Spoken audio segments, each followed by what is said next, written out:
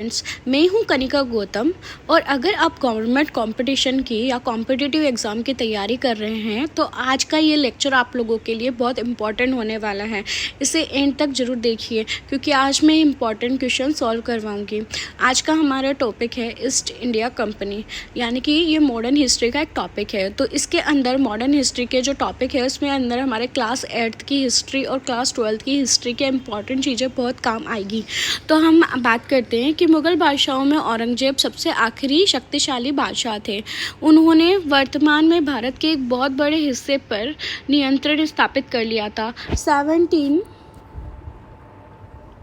1707 में उनकी मृत्यु के बाद बहुत सारे मुग़ल सूबेदार और बड़े बड़े ज़मींदार उनकी ताकत दिखाने लगे थे। जब जब इसका शासन थोड़ा कमज़ोर हो गया तो बाकी छोटे छोटे जो लोग थे वो ऊपर निकल के आए। ठीक है, उन्होंने अपनी क्षेत्रीय रियासतें कायम कर ली थी। जैसे जैसे विभिन्न भागों में ताकतवर क्षेत्रीय रियासतें सामने आने लगी, दिल्ली अधिक दिनों तक प्रभावी केंद्र के रूप में नहीं रह सका।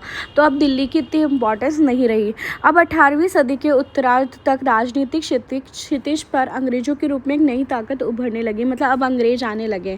ठीक है, क्या आप जानते हैं कि अंग्रेज पहल एक छोटी सी व्यापारिक कंपनी के रूप में भारत आए थे और धीरे धीरे इन्होंने बहुत बड़ा साम्राज्य बना लिया।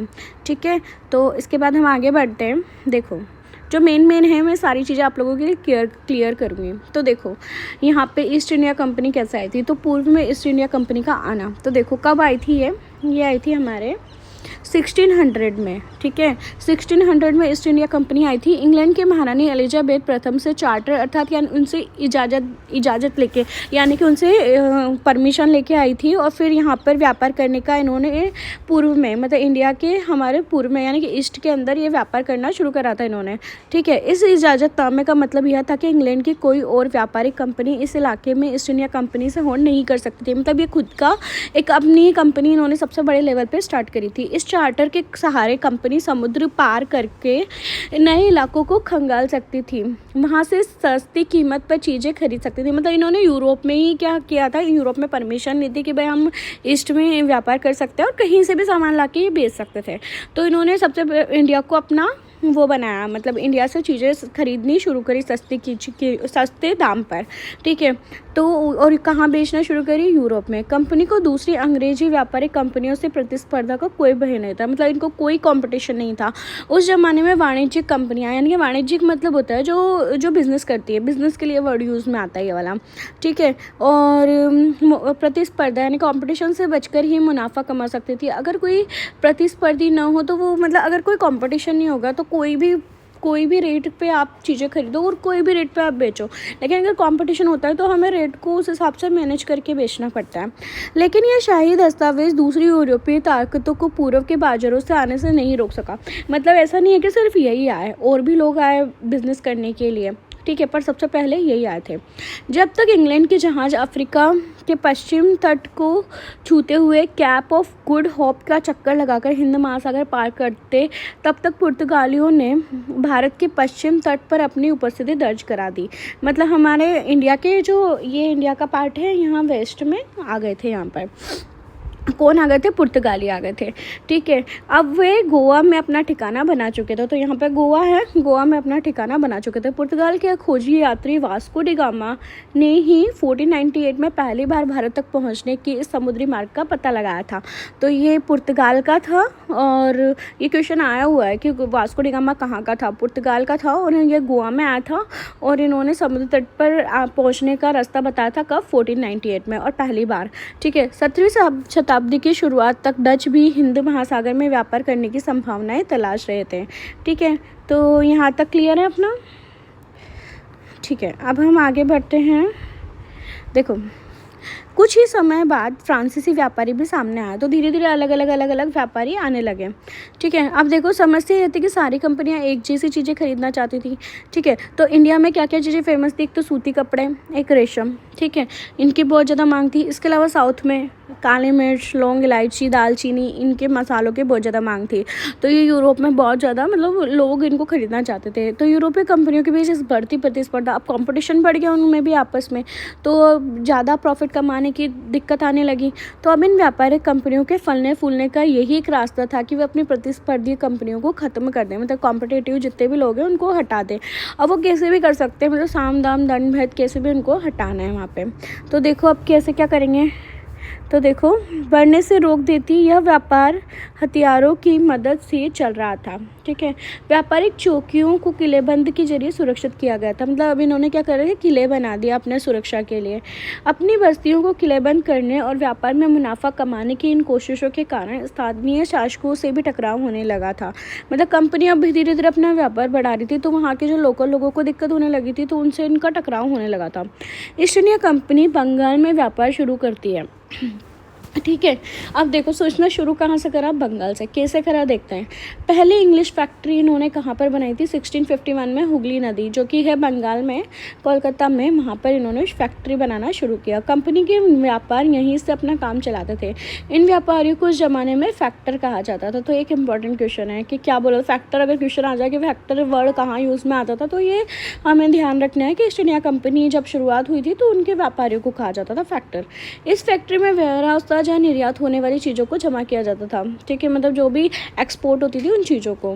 जैसे जैसे व्यापार फैला, कंपनी के सौदागरों और व्यापारियों को फैक्ट्री के आसपास आकर बसने के लिए प्रेरित किया। 1696 तक कंपनी ने इस आबादी के चारों ओर एक किला बनाना शुरू कर दिया। मतलब किला बना दिया इसने, ठीक है, इस जगह पर। ठीक है, देखो अब इसके बाद है 2 साल बाद उसने मुगल अफसर को रिश्वत देकर 3 गांवों की जमींदारी भी खरीद ली। मतलब रिश्वत देके जमींदारी ले ली, मतलब उसका रेवेन्यू लेने लग गए। इनमें से एक गांव कालीकाता था जो बाद में कलकत्ता बना। मतलब जो आप सिटी देखते हो कलकत्ता, वो पहले सिटी नहीं थी, वो एक गांव था कालीकाता जो कि कलकत्ता बना और बाद में से कोलकाता कहा जाने लगा। कंपनी की ने मुगल सम्राट औरंगजेब को इस बात के लिए भी तैयार कर लिया था कि कंपनी को बिना शुल्क चुकाए व्यापार करने का फरमान जारी कर दे। मतलब वो ऐसा चाहता था कि भाई जो मुगल औरंगजेब था, तो औरंगजेब कहते कि भाई तुम है ना बिना टैक्स दो और आराम से अपना काम करो। ठीक है, तो कंपनी ज़्यादा से ज़्यादा रियायतें हासिल करने, मतलब ज़्यादा से ज़्यादा बेनिफिट देखना चाहती थी। मतलब ज़्यादा रोक टोक नहीं हो उसके काम में, ये काम देखना चाहती थी वो। ठीक है, उदाहरण के लिए औरंगजेब के फरमान से केवल कंपनी को ही शुल्क मुक्त व्यापार करने का अधिकार मिला था। कंपनी के जो अफसर निजी तौर पर व्यापार चलाते थे उन्हें यह छूट नहीं मिली थी। मतलब थोड़ा बहुत उनको छूट मिली थी, बाकी जो पर्सनली क्या होता है, कुछ बड़ा व्यापार होता है उसमें पर्सनली भी लोग पैसे कमाने लग जाते हैं, तो पर्सनली छूट नहीं दी थी, कंपनी को दी थी। लेकिन उन्होंने भी शुल्क चुकाने से इनकार कर दिया। तो इससे बंगाल में राजस्व वसूली बहुत कम हो गई। मतलब क्या हो गया, टैक्स बहुत कम मिलने लगा वहाँ के बंगाल के नवाबों को। अब नवाबों को टैक्स कम मिल रहा है तो उनका खर्चा कैसे निकलेगा नवाबों का, तो उनको दिक्कत होने लगी। ठीक है, तो नवाब मुर्शिद कुली था, उन्होंने उसका विरोध किया। ठीक है, अब हम आगे देखते हैं। देखो व्यापार से लेकर युद्धों तक, तो अभी तक तो हमारे बिज़नेस की बात हुई थी। अब युद्ध कैसे आ गया भाई यहाँ पर, कि भाई बात तो बिज़नेस की हुई थी, तो बिज़नेस के बीच में ये चीज़ कैसे आ गई। तो 18वीं सदी की शुरुआत में कंपनी और बंगाल के नवाबों का टकराव काफ़ी बढ़ गया था। लड़ाई, उनके आपस में मतभेद होने लगे थे। तो औरंगजेब की मृत्यु के बाद बंगाल के नवाब अपनी ताकत, मतलब जब औरंगजेब मुगल बादशाह था जो बड़े लेवल पर था, वो जब वो मर गया तो जो छोटे छोटे नवाब थे बंगाल के, वो अपनी ताकत, मतलब वो चाहते थे कि भाई अंग्रेज़ों को क्यों इतना बेनिफिट मिले, तो ये चीज़ों के खिलाफ हो गए वो। उस समय दूसरी क्षेत्रीय ताकतों की स्थिति भी थी। मुर्शिद कुली खान के बाद अली वर्दी खान और उसके बाद सिराजुद्दौला नवाब बने। तो ये हमें ध्यान रखना है कौन कौन उस टाइम पे नवाब बने थे। ठीक है, इसके बाद है ये सभी शक्तिशाली थे। ठीक है, व्यापार का अधिकार देने के बदले कंपनी से नजराने मांगे। मतलब ये लोग जो, अब वो मेन राजा तो मर गया जिसको थोड़ी बहुत छूट देने के लिए बात करी थी, अब छोटे छोटे थे वो उभर के आने लगे, तो उन्होंने बोला भाई हम क्यों तुम्हें फोकट में काम करने दें, या तो आप मुझे पैसे, या तो आप कुछ चीज़ दो हमें जिसके बदले हम तुम्हें काम करने दें। तो उसे सिक्के ढालने का अधिकार नहीं दिया और उसकी किलेबंदी को बढ़ाने से रोक दिया, अंग्रेजी शासकों को आगे बढ़ने से रोका। तो कंपनी पर धोखाधड़ी का भी आरोप लगाया और बताया कि इन्होंने क्या करा, बंगाल सरकार की राजस्व वसूली कम हो गई इनकी वजह से, तो ये अच्छे से काम नहीं कर रही है। ठीक है, अब देखो उसके बाद क्या है। अब धीरे धीरे क्या हो गया, कि अंग्रेज़ के नवाब उन अंग्रेज़ों की बात मान नहीं रहते थे और अंग्रेज़ जो है उनको टैक्स देने को राज़ी नहीं हो रहे थे, तो इनमें आपस में टकराव बढ़ गया। ठीक है, अब इन टकरावों के सब कारण सबसे पहला जो अंग्रेज़ों के साथ युद्ध हुआ था नवाबों का, वो हुआ था प्लासी का युद्ध। तो ये एक इम्पॉर्टेंट क्वेश्चन है, प्लासी का युद्ध किस किस के बीच में हुआ था? तो अंग्रेज़ों और बंगाल के नवाब के बीच में हुआ था। देखो, प्लासी का युद्ध जो हुआ था वो 1756 में अली वर्दी खान की मृत्यु के बाद सिराजुद्दौला बंगाल के नवाब थे, उनके बीच में और अंग्रेज़ों के बीच में हुआ था। तो सिराजुद्दौला की जगह कंपनी एक ऐसा कठपुतली नवाब चाहती थी जो उसे व्यापारिक यानी कि बिजनेस से रिलेटेड सारी काफ़ी छूट दे और उनको कोई चीज़ से रोक टोक नहीं करे। तो कंपनी ने प्रयास किया कि सिराजुद्दौला के प्रतिद्वंदियों में से किसी को नवाब बना दिया जाए। ठीक है, तो कंपनी को कामयाबी नहीं मिली। जवाब में सिराजुद्दौला ने हुक्म दिया कि कंपनी उनके राज्य के राजनीतिक मामलों में टांग अड़ाना बंद कर दे, मतलब हमारे अंदर की चीज़ों में ध्यान देना बंद कर दे, किलेबंदी रोके और बाकायदा राजस्व चुकाए, मतलब टैक्स दे। ठीक है, जब दोनों पक्ष पीछे हटने को तैयार नहीं थे तो 30,000 सिपाहियों के साथ नवाब ने कासिम बाजार में इंग्लिश फैक्ट्री पर हमला बोल दिया। ठीक है, और नवाब के फौजों ने कंपनी के अफसरों को गिरफ्तार कर लिया, गोदाम पर ताला डाल दिया और अंग्रेज़ों के हथियार छीन लिए। तो शुरुआत करी थी सिराजुद्दौला ने। अंग्रेज़ जहाज़ों को घेर लिया गया। इसके बाद नवाब ने कंपनी में कलकत्ता स्थित किले पर कब्जे करने का लिए और उधर रुक करा, मतलब उधर चले गए ये। तो कलकत्ता के हाथ से निकल जाने की खबर सुनने में मद्रास में तैनात कंपनी के अफसर रॉबर्ट क्लाइव के नेतृत्व में सेनाओं को रवाना कर दिया गया। अब रॉबर्ट क्लाइव लड़ा था अंग्रेज़ों की तरफ से। ठीक है, तो देखो आखिरकार 1757 में रॉबर्ट क्लाइव ने प्लासी के मैदान में सिराजुद्दौला के खिलाफ कंपनी की सेना का नेतृत्व किया। ठीक है, तो इधर तो रॉबर्ट क्लाइव था और इधर सिराजुद्दौला था और प्लासी का युद्ध हुआ था। ठीक है, अब इसके बाद में यहाँ पर इनके हार का, सिराजुद्दौला क्यों हारा था, इसका एक इम्पॉर्टेंट कारण था कि एक सेनापति मीर जाफ़र जो था वो सिराजुद्दौला के साथ नहीं रहा, रॉबर्ट क्लाइव के साथ मिल गया था, क्योंकि उन्होंने बोला था कि मीर जाफ़र को नवाब बना दिया जाएगा। तो लालच की वजह से उसने उसका साथ नहीं दिया और अंग्रेज़ों का साथ दिया। ठीक है, तो अंग्रेज़ का काम ही यही था कि वो फूट डालते थे। ठीक है, तो प्लासी की जंग इसलिए महत्वपूर्ण मानी जाती है क्योंकि भारत में यह कंपनी की पहली बड़ी जीत थी। ठीक है, तो ये हमें ध्यान रखना है। प्लासी की जंग के बाद सिराजुद्दौला को मार दिया गया और मीर जाफ़र नवाब बना। ठीक है, तो ये हमें ध्यान रखना है। इसके बाद क्या होता है कि जो मीर जाफ़र है वो भी क्या हुआ, वापस वो भी कंपनी का विरोध करने लगा, क्योंकि फाइनली कंपनी सही काम नहीं कर रही थी हमारे देश के लिए, और वो क्यों कठपुतली बनेगा कोई भी इंसान। तो कंपनी ने, अब वो विरोध करने लगा तो कंपनी ने मीर जाफ़र को भी हटा दिया, उसकी जगह मीर कासिम को नवाब बना दिया। जब मीर कासिम परेशान करने लगा तो बक्सर की लड़ाई हुई। ठीक है, तो मैंने देखा कि जो भी कठपुतली है वो भी आखिर करके तुम्हें परेशान कर ही रहे हैं। तो जो बक्सर की लड़ाई थी वो भी अंग्रेज़ों की और नवाब की हुई थी। ठीक है, तो अब क्या हुआ कि उसे बंगाल से बाहर कर दिया और मीर जाफ़र को दोबारा नवाब बना दिया गया।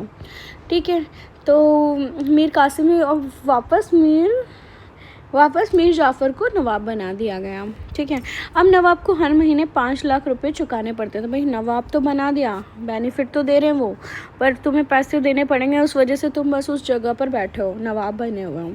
तो कंपनी अपने सैनिक खर्चों से निपटने के लिए, व्यापारिक ज़रूरतों तथा अन्य खर्चों को पूरा करने के लिए और पैसा चाहती थी। तो कंपनी देख रही थी कि भाई ये कठपुतली के नवाब तो ज़्यादा दिनों तक हमारे बेनिफिट का काम नहीं कर सकते, तो हमें खुद ही नवाब बनना पड़ेगा। तो ये किसने बोला? रॉबर्ट क्लाइव ने खुद ही बोल दिया कि भाई हमें खुद ही नवाब बनना पड़ेगा, अब हम दूसरों के भरोसे काम नहीं कर सकते। तो आखिरकार 1765 में मुग़ल सम्राट ने अपनी कंपनी को बंगाल प्रांत का दीवान नियुक्त कर दिया। कब किया था? 1765 ने।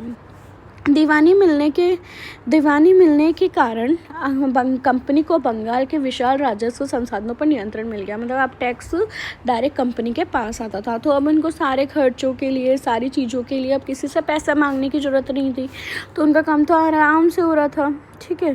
अब देखो क्या हो रहा है यहाँ पे, कंपनी के अफसर नबोब बन बैठे। अब नबोब क्या होता है, यहाँ पे एक नया वर्ड है, इस पर थोड़ा ध्यान देना है हमको। तो देखो नवाब बनने का मतलब था कि इसका मतलब था कि कंपनी के पास अब सत्ता और ताकत थी, मतलब दोनों चीज़ें मिल गई थी कंपनी को, एक तो सत्ता और एक ताकत।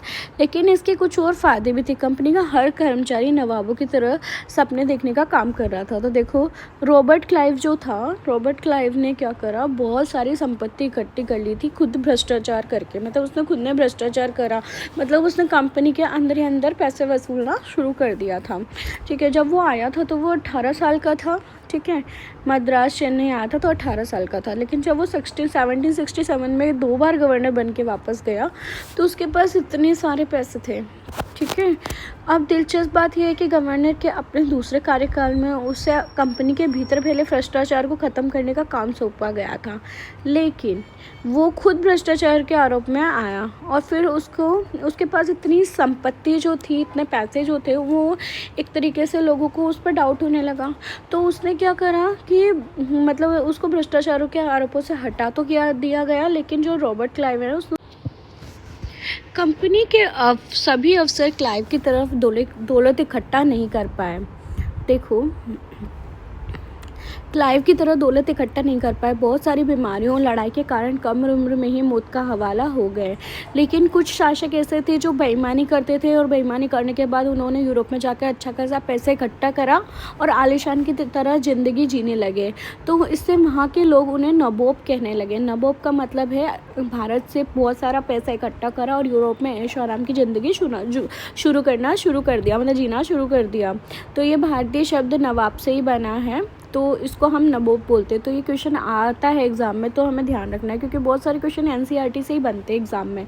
ठीक है, तो सामाजिक हैसियत में रातों रात ऊपर आने वाले लोगों के रूप में देखते थे। नाटकों और कार्टून में उनका मजाक बनाया जाता था। तो देखो अब इसके बाद हम देखते हैं कंपनी ने अपना शासन कैसा फैलाया। तो देखो ये अब अगले वीडियो में बात करेंगे कि कैसे उसने आगे कंपनी का मतलब जो शासन है उन्होंने आगे कैसे बढ़ाया। तो अभी तक आपको ये वीडियो कैसा लगता है उससे रिलेटेड, और एक बार ये पूरा चैप्टर कवर हो जाएगा उसके बाद मैं आप लोगों के लिए क्वेश्चंस लेके आई हूँ और अगला वीडियो जल्दी अपलोड होएगा। तो आप प्लीज़ बने रहें और मुझे कमेंट करके ज़रूर बताइए कि आपको ये वीडियो कैसा लगता है, और इससे रिलेटेड जो भी क्वेश्चंस आप लोगों को समझ आना है मुझे क्लियर बताइए ताकि मैं उसके आंसर्स भी बताऊंगी। और जैसे ही ये सीरीज़ ख़त्म होएगी लास्ट में हम इसके क्वेश्चंस करेंगे ताकि एग्ज़ाम से रिलेटेड हमारी सारी चीज़ें क्लियर रहे। So friends thank you. अगर आपको मेरा वीडियो पसंद आता है तो प्लीज़ इसे लाइक शेयर सब्सक्राइब जरूर कीजिए एंड बेल आइकन को जरूर दबाइए। Thank you so much.